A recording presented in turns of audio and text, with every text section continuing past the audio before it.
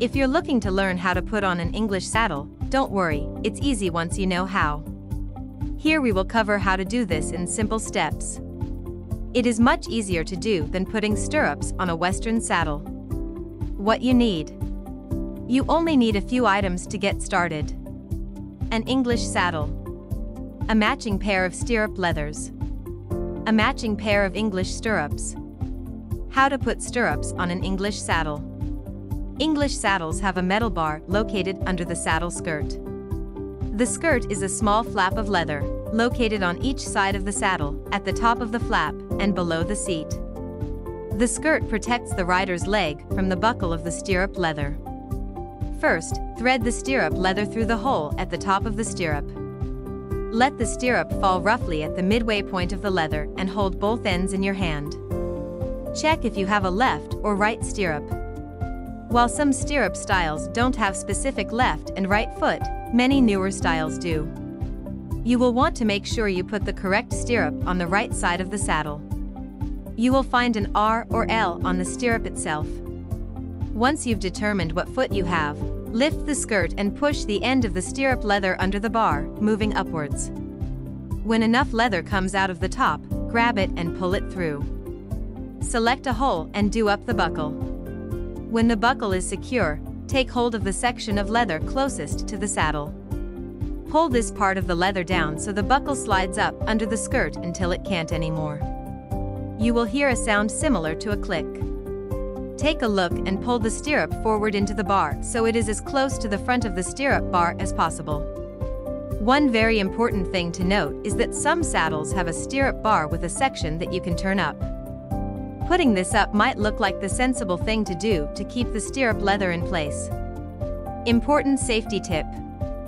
However, never ever put this part of the stirrup bar in an upward position. Doing this is actually a safety hazard. If you fall off and your foot gets stuck in the stirrup, you want the best chance of the stirrup leather sliding off the bar. There is little to no risk of the stirrup leather slipping off the bar when you are in the saddle, as your weight will keep it in place. Alternative method for putting on stirrups. Sometimes it is difficult to push the stirrup leather up under the bar. If you find this too difficult, there is an alternative method. Put the saddle on a saddle rack of about waist height. You can do this when the saddle is on a horse, but it is harder. Put the stirrup on the leather as covered above and grasp it in two places on the part that you would have pushed up under the bar. Use both hands. Basically, you are making a kind of loop with a section of the stirrup leather. Hold one side of the leather above the bar and one below it. Pushing down into the saddle, try and slide the stirrup leather behind the bar, pulling sideways toward the front of the saddle. Once you have the stirrup leather behind the bar, follow the same steps set out above to secure it. What is the right length for English stirrups? Once you have your stirrups on your English saddle, you need to adjust them to the correct length for your leg. You can do this in two ways. First, put both stirrups on the same hole on each side. This is usually easy, as most English saddle stirrup leathers have numbered holes. The first way is when you have the saddle on the horse, but you stand on the ground. Put the tip of your fingers under the skirt and place them at the top of the buckle. Pull the stirrup out with your other hand, flat against your arm, and place it under your arm. The bottom of the stirrup should touch your armpit. Make the stirrups shorter or longer based on this result. Then do the arm test again. Always keep the leathers buckled on the same hole number on each side. The second way to check for the correct stirrup length is when you're on the horse.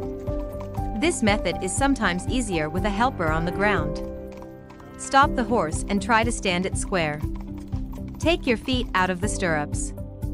Let your leg relax and drop it down, but don't stretch your leg down. The bottom bar of the stirrup should touch your ankle bone. Your helper can stand in front of the horse and tell you if the stirrups look even. Conclusion about how to put stirrup leathers on an English saddle. As you can see, putting stirrups on an English saddle is easy.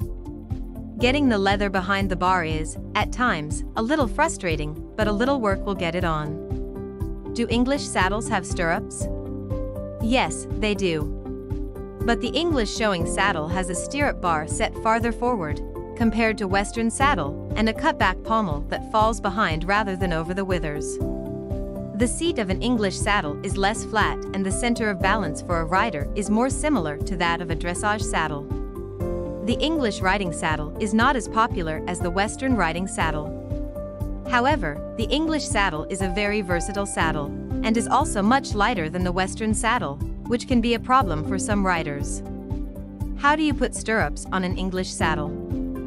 First, you need to locate a metal bar under the saddle skirt. The skirt sits on top of the saddle flap under the seat and it helps keep the stirrups buckle from interfering with the rider's legs. Next, take a stirrup for the right leg and run the stirrup leather through the hole at the top of the stirrup. Hold both ends in your hand as if you were making a loop.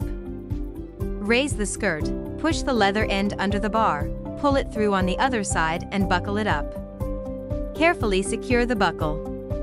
Then grab the part of the leather that is closest to the saddle. When you pull it down, the buckle should slide under the skirt and upward. If you hear a click sound, you did it correctly. Finally, pull the stirrup into the bar so that it sits close to the front of the stirrup bar. Is English or Western riding safer? English riding can be a bit more challenging for a beginner. It requires more balance and coordination of the reins and legs compared to the Western style. Because of that, the rider can feel a bit insecure in the saddle at the beginning, before he gets used to it. This is not always a bad thing, because it teaches you how to control your body and your horse. On the other hand, the Western saddle is larger and more comfortable and therefore easier for beginners to sit on and feel secure. So, which one is safer? I guess that both can be considered safe as long as you ride correctly and follow the rules of riding. It's true that English riding is harder than Western riding, but I don't believe that it's more dangerous than Western riding. Can a horse ride both English and Western? People who enjoy both English and Western riding often think they need a different horse for each discipline. The two disciplines share some similarities, and some breeds of horses can work well in both styles of riding. There are 4 breeds that can be ridden in both English and Western: the Clydesdale, the Percheron, the American Paint Horse, and the Morgan. Clydesdales are very versatile horses.